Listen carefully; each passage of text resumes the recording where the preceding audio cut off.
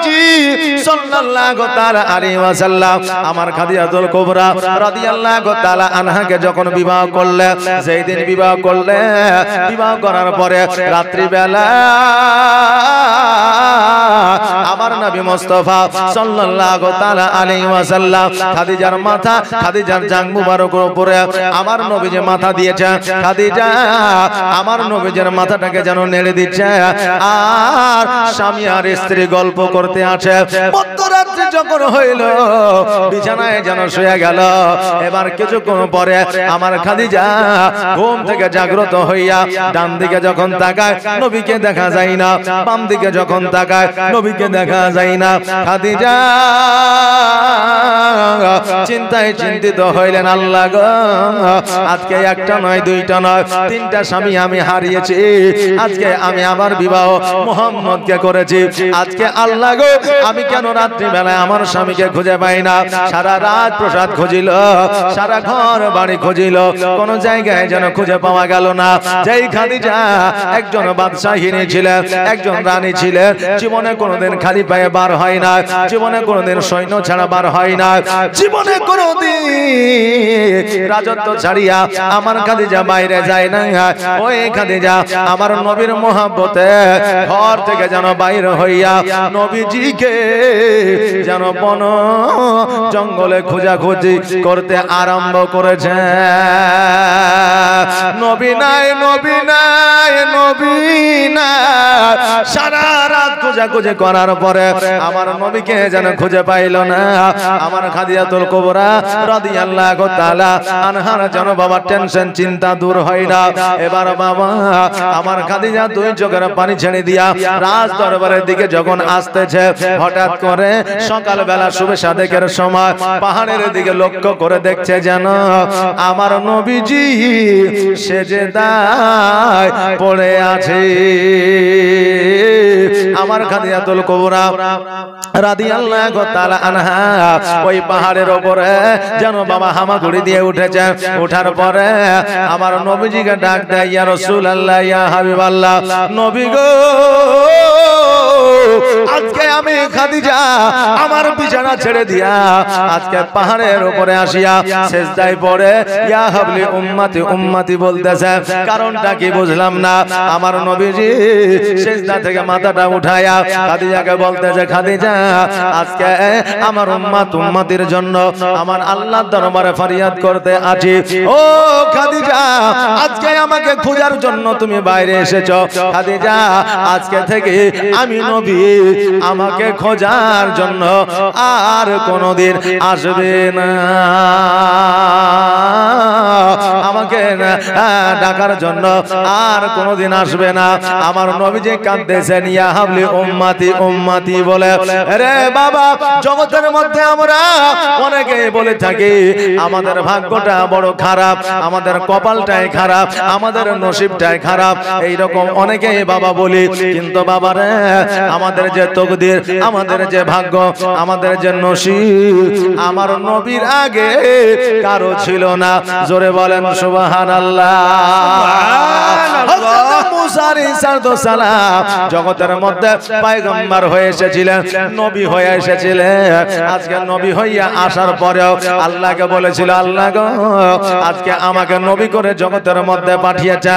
আমি মুসা অনেক খুশি হয়েছি, কিন্তু নবীর উম্মত উম্মতি করে যদি পাঠাইতে আমি মুসা আরো বেশি খুশি হইতাম।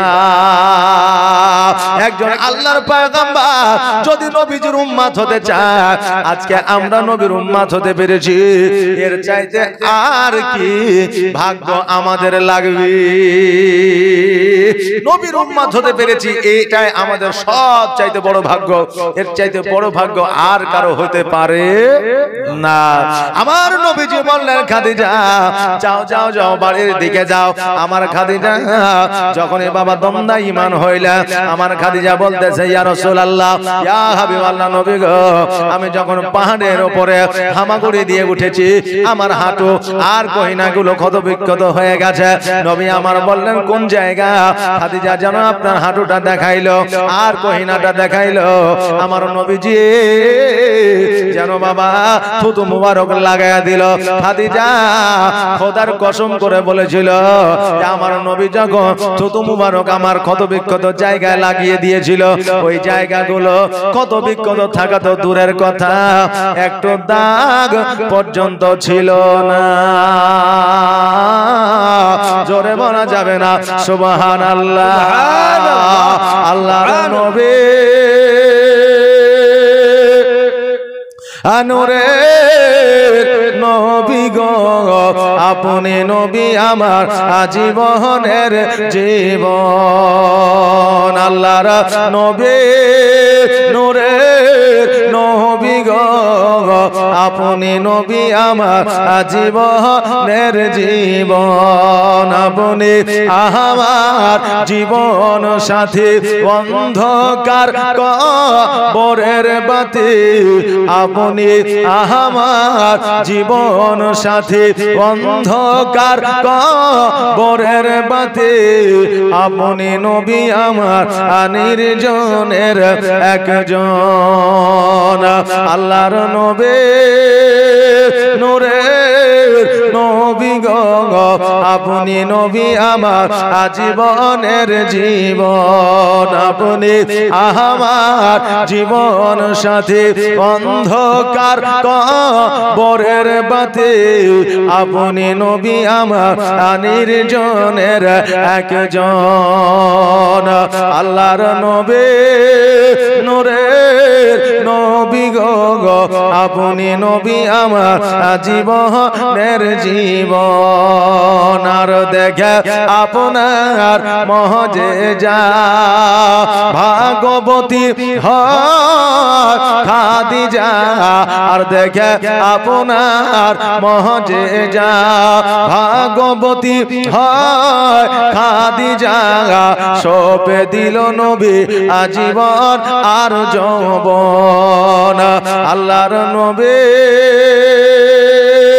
নূরের নবী গো, আপনি নবী আমার আজীবনের জীবন। আল্লাহর নবী নূরের নবী গো, আপনি নবী আমার আজীবনের জীবন। আল্লাহুম্মা সাল্লি سيدنا مولانا محمد وعلى آله سيدنا مولانا محمد ও বেরাদার আমার খাদিজাতুল কুবরা রাদিয়াল্লাহু তাআলা আনহা ওই পাহাড় থেকে যেন রাজ দরবারের দিকে চলে আসলে। আমার নবীজি সকাল বেলা ওই পাহাড় থেকে যেন আমার খাদিজা রাজ দরবারের দিকে আসতেছে।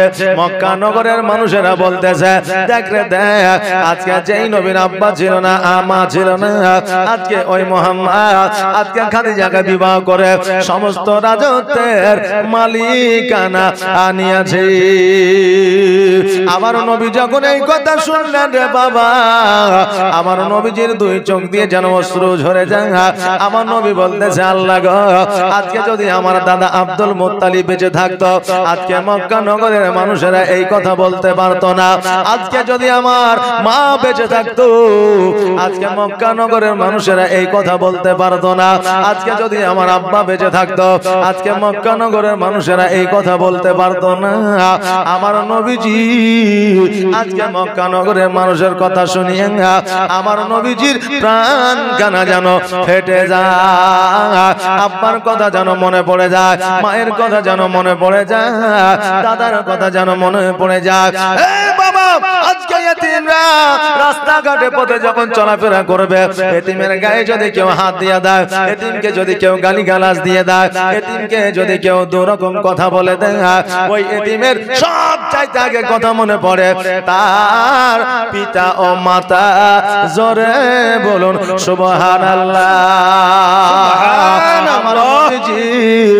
মনটা বড় খারাপ করে খাদিজার দরবারের দিকে যেন আপনার অগ্রসর হইলে একটা ঘরের মধ্যে যাইয়া আমার নবী যেন অঝর নয়নে কান্না করতে আছে। খাদিজা আমার নবীজির কাছে যাইয়া বলতেছে, ইয়া রাসূলুল্লাহ, ইয়া হাবিবাল্লাহ, নবী গো, আজকে আপনি এইভাবে কেন কান্না করে? আপনার চোখে কেন পানি গো নবী? আজকে আপনার চোখে পানি দেখলে আমি খাদিজা থাকতে পারি না, আমিও কান্না করতে আরম্ভ করে দিই। ও গো নবীজি, আপনার চোখে কেন পানি? আপনি কেন কান্না করেন গো ইয়া রাসূলুল্লাহ? আমার নবীজি বলতেছে, খাদিজা, আজকে আমার মাকে বড় মনে পড়ে রে, আজকে আমার আব্বাকে বড় মনে পড়ে, আজকে ওই আমার দাদাকে মনে পড়ে। খাদিজা, আমি যখন তোমাকে বিবাহ করেছিলাম তিনটা শর্ত দিয়েছিলাম। এক নম্বর শর্ত হইল তোমার রাজত্ব দান করে দিতে হবে। দ্বিতীয় নম্বর শর্ত ছিল আমি একটা কাপড় দিব, ওটাই পরিধান করতে হবে। তৃতীয় নম্বর শর্ত হইল এক সপ্তাহ ধরে অনাহারে থাকিলে একটা খেজুর খাইতে বসলে ফকির যদি চলে আসে নিজে না খাইয়া ফকিরকে দিয়া দিতে হবে। ও খাদিজা শোনো রে, আজকে মক্কা নগরের মানুষেরা বলতেছে যে আমি নাকি তোমার মালিকানা নিয়েছি, রাজত্ব নিয়েছি। খাদিজা, তুমি কি আমার জন্য তোমার রাজত্ব দান করতে পারবে না? খাদিজা বলে, ইয়া রাসূলুল্লাহ, ইয়া হাবিবাল্লাহ, নবী গো, আজকে আপনার জন্য আমার রাজত্ব তো দূরের কথা, আমার সোনা দানা টাকা পয়সা মণি মুক্তা তো দূরের কথা, আপনি চাইলে আমি খাদিজা আমার শরীরের চামড়াগুলো ছিলিয়া আপনার পায়ের তলে বিছায়া দিতে পারি। আমার একটু পর্যন্ত দ্বিধাবোধ মনে হবে না। নবী আমার বলে, খাদিজা শোনো রে, আজকে তোমার শরীর দিতে হবে না, প্রাণ দিতে হবে না, আজকে জীবন দিতে হবে না।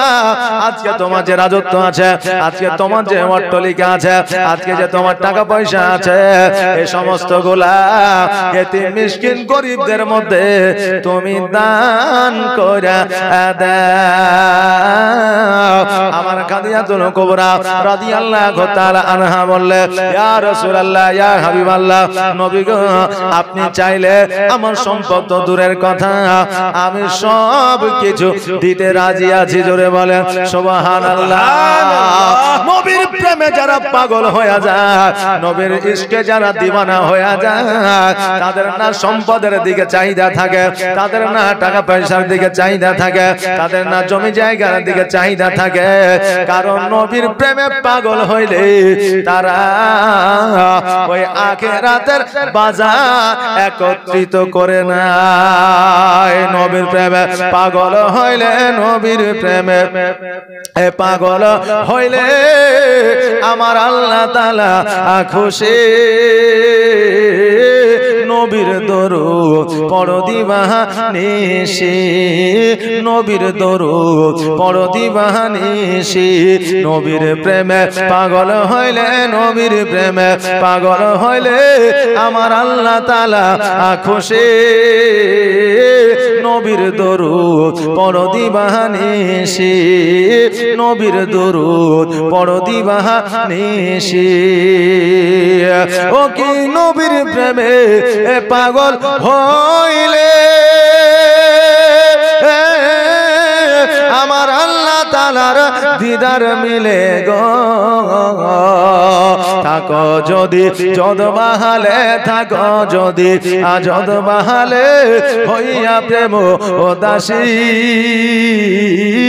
নবীর দরুদ পড়ো দিবানিশি, নবীর প্রেমে পাগল হইলে, নবীর প্রেমে পাগল হইলে আমার আল্লাহ তাআলা খুশি।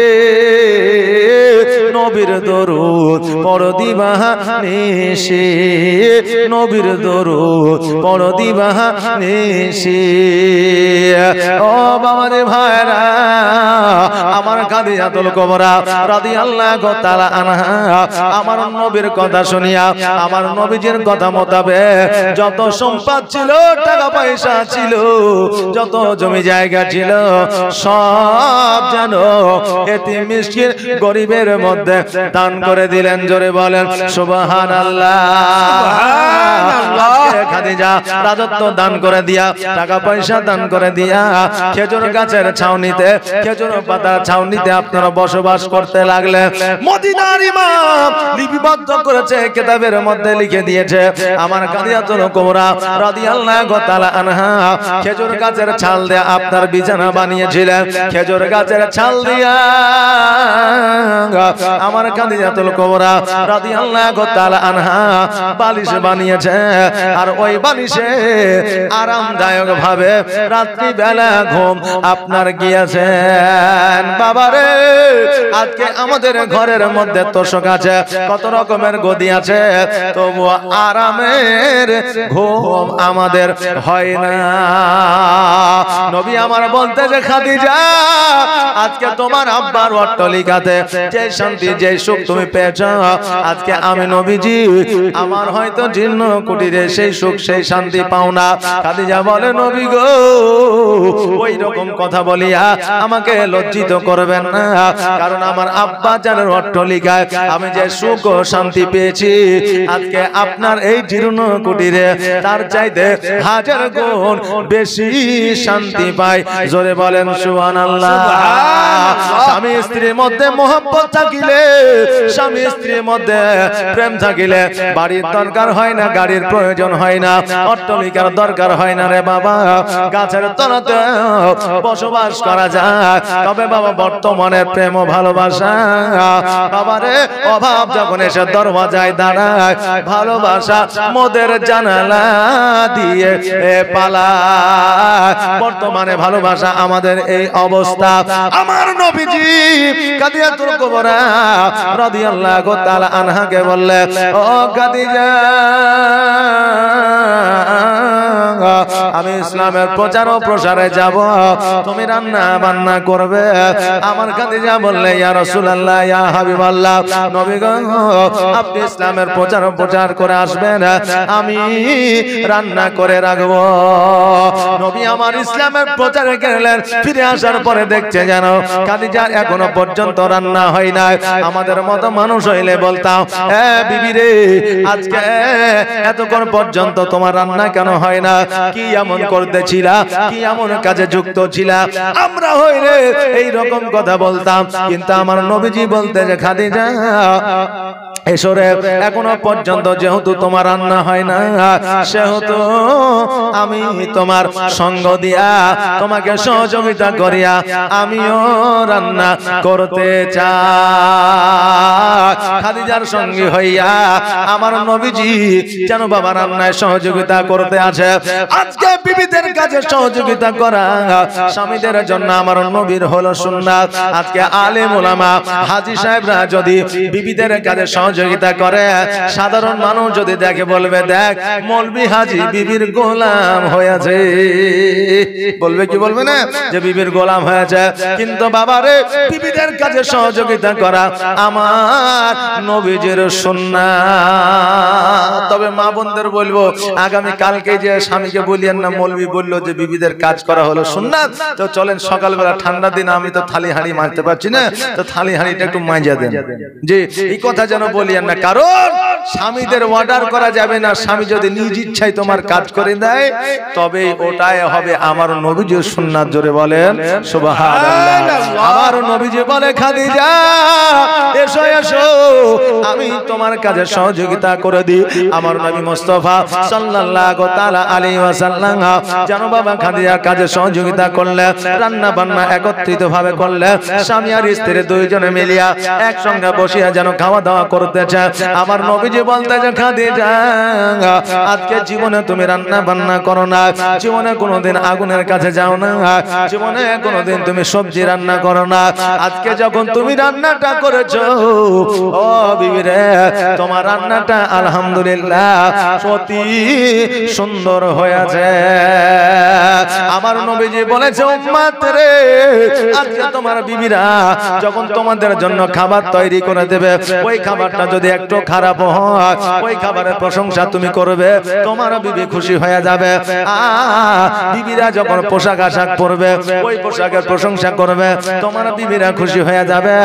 আমার নবী বলেছে উম্মত রে, আজকে তোমার বিবিরা তোমাদের জন্য যদি স্পেশাল করে কিছু রান্না করে, ওই খাবারের প্রশংসা করবে, দেখবে বিবিরা খুশি হয়ে যাবে। বিবিদের রান্নার প্রশংসা করা আমার নবীজির সুন্নাত। এক জায়গায় ওয়াজ করেছিলাম বাবা, যে বিবিদের রান্নার প্রশংসা করা হলো নবীর সুন্নাত, বিবিরা খুশি হয়ে যায়। এক যুবক বুঝলেন 5 বছর বিয়ে হয়েছে, বাড়িতে গেছে, জালসার শেষে রাত্রিবেলায় খেতে বসেছে, এখনো চিন্তা করছে মৌলবি তো বললো যে খাবারের প্রশংসা করলে বিবি খুশি হয়ে যায়, তা আমি একবার প্রশংসাটা করে দেখি। এখন বিবিকে বলছে বিবি রে আজকে তরকারিটা খুব সুন্দর হয়েছে, খুব বিউটিফুল, হ্যাঁ খুব ভেরি নাইস, খুব সুন্দর হয়েছে। তা এখন বিবি খুশি না হইয়া মুখটাকে বেজার করে বসে আছে। তা এখন স্বামী বলছে বিবি রে আজকে আলেম মাওলানা বললো যে প্রশংসা করলে নাকি খুশি হয়ে যায়, তো তোর মুখটা বেজার হয়ে গেল কেন? তো এখন বিবি বলছে বেজার হবে না, 5 বছর ধরে তোমাকে রান্না করে খাওয়াচ্ছি, একদিন আমার সবজি তুমি নাম করনি, আর যেই পাশের বাড়ি থেকে তরকারিটা নিয়ে এসেছি অমনি বলছে যে সবজিটা খুব ভালো হয়েছে। তা আমার খুশি হবে না দুঃখ হবে? তাই দুঃখতে আমি মনটা ভারী করে আছি। বাবা আজকে জালসা শোনার পরে বাড়িতে গিয়ে ট্রাই করবেন না, আগে চিন্তা ভাবনা করে তারপরে ট্রাই করবেন, কারণ এখন আমার মা বোনেরাও চালাক হয়েছে, কথা বুঝলেন না? এখন আমার মা বোনেরাও চালাক হয়েছে। আমার বাবাজি ভাইরা, আমার খাদিজাতুল কুবরা রাদিয়াল্লাহু তাআলা আনহা আমার নবীজির সঙ্গে জীবন যাপন শুরু করে দিলেন। আমার নবীজির সন্তানদের মধ্যে একজন ছিল জান্নাতের রানী, জান্নাতের সরদারিনী, যার নাম ছিল ফাতেমাতুজ জোহরা রাদিয়াল্লাহু তাআলা আনহা। উনি যেদিন বাবা জগতের মধ্যে আসার পরে আমার মা ফাতেমাতুজ জোহরা রাদিয়াল্লাহু তাআলা আনহা জানো বাবা মুখের উপরে হাত দুখানা দিয়া আছে। আমার খাদিজাতুল কুবরা রাদিয়াল্লাহু তাআলা আনহা হাত দুখানাকে যেন সরায়া দেয়। আমার খাদিজা মনে করতে আছে মুখের উপরে যখন হাত দিয়েছে হয়তো নিঃশ্বাসটা বন্ধ হয়ে যেতে পারে, অক্সিজেনটা বন্ধ হয়ে যেতে পারে, এই জন্য হাতটাকে সরায়া দিতেছে। আমার নবীজি বলতেছে খাদিজা তুমি আমার ফাতেমার হাতটাকে সরায়া দিও না রে, এই জন্য সরায়া দিও না, কারণ আমার ফাতেমা মুখের মধ্যে হাত দেয় অক্সিজেন বন্ধ করানোর জন্য নয়, নিঃশ্বাস বন্ধ করার জন্য নয়, মুখের মধ্যে হাত দেয় আমার ফাতেমা পর্দা করার জন্য। জোরে বলেন সুবহানাল্লাহ।